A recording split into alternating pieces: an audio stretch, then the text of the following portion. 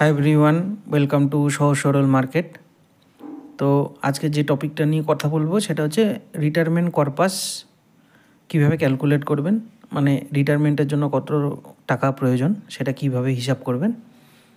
এবং এর পরের ভিডিওতে দেখব যে সেটাকে অ্যাচিভ করার জন্য কী করতে হবে। বাট এখানে ফোকাসটা আজকের ভিডিওতে হবে হচ্ছে রিটায়ারমেন্টের প্ল্যানিংটা কীরকম হবে, মানে কত টাকার কর্পাস দরকার, কত টাকার ফান্ড দরকার আপনার রিটায়ারমেন্টের জন্য, সেটাকে কীভাবে বার করবেন।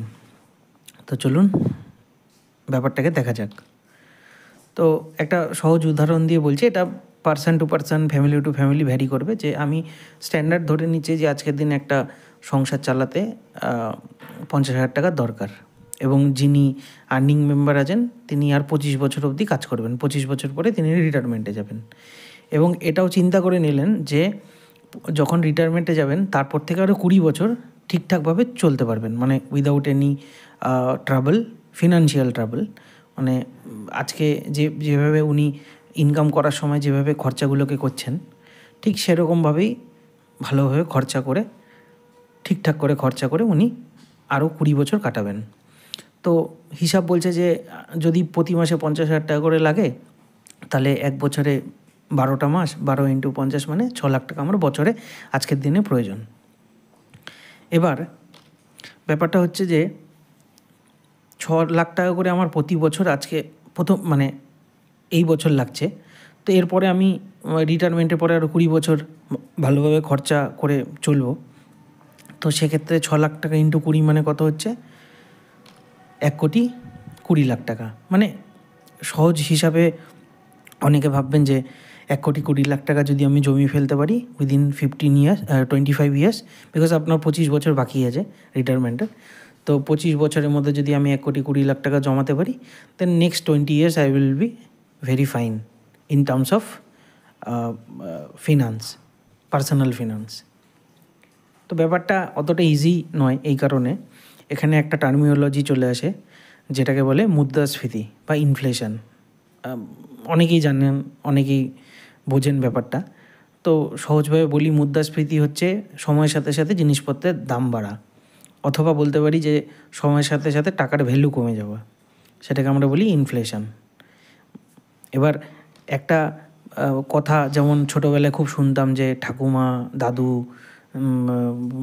জেঠুরা বলতো, যে জেঠিমারা বলতো যে আগে নাকি 10 টাকা দিয়ে 20 টাকা দিয়ে ব্যাগ ভর্তি বাজার হতো। আজকের দিনে সেটা কোনোভাবেই সম্ভব না। 10 টাকা দিয়ে এখন হয়তো আপনি একটা সবজির পোরশন কিনতে পারবেন, যদি কাটা সবজি বিক্রি করে, না হলে ব্যাগ ভরা তো ভুলেই যান। তো এটা সম্ভব না কোনোভাবে। এর কারণটা হচ্ছে সময়ের সাথে সাথে জিনিসপত্রের দামগুলো বেড়ে গেছে, সময়ের সাথে সাথে টাকার ভ্যালুটা কমে গেছে। সেই কারণে আজ থেকে 30-40 বছর আগে 10 টাকা দিয়ে যে জিনিসটা হতো এখন আর সেটা হয় না। তো এটাকেও ক্যালকুলেশনের মধ্যে, এই ইনফ্লেশনটাকে ক্যালকুলেশনের মধ্যে অ্যাড করতে হবে। এবং অ্যাড করার জন্য আপনাকে এই হিসাবটা করতে হবে যে আপনার এখন বছরে খরচা হচ্ছে 6 লাখ টাকা। স্ট্যান্ডার্ড ইনফ্লেশন রেট প্রত্যেক বছর হয় 5%, আপনি বেশিও ধরতে পারেন, 6%, 7%, 8%, ইটস আপ টু ইউ। এবার 25 বছর আপনার রিটায়ারমেন্টের বাকি, তাহলে ব্যাপারটা যেটা দাঁড়াচ্ছে সেটা হচ্ছে যে আপনি আজকে 6 লাখ টাকা দিয়ে যে সংসারটাকে চালাচ্ছেন, যখন আপনি রিটায়ারমেন্টের ফার্স্ট ইয়ারটা কাটাবেন, মানে 25 বছর পরে যখন 26 নম্বর বছরটাকে আপনি সংসার চালানোর জন্য খরচাটা করবেন, তখন আপনার এই 6 লাখ টাকার জায়গায় লাগবে 20 লাখ টাকা, 20,31,000 টাকা। আমি স্ট্যান্ডার্ড ধরে নিচ্ছি 20 লাখ টাকা। কারণ তখন 25 বছর পরে জিনিসপত্রের দাম যে পরিমাণ, ডিউ টু ইনফ্লেশন যে পরিমাণ বাড়বে, সেই খরচাটাকে মেক আপ করতে গেলে আপনাকে 20 লাখ টাকা খরচা করতে হবে। ঠিক আছে? তো দেখুন সংখ্যাটা কীভাবে চেঞ্জ হয়ে গেল।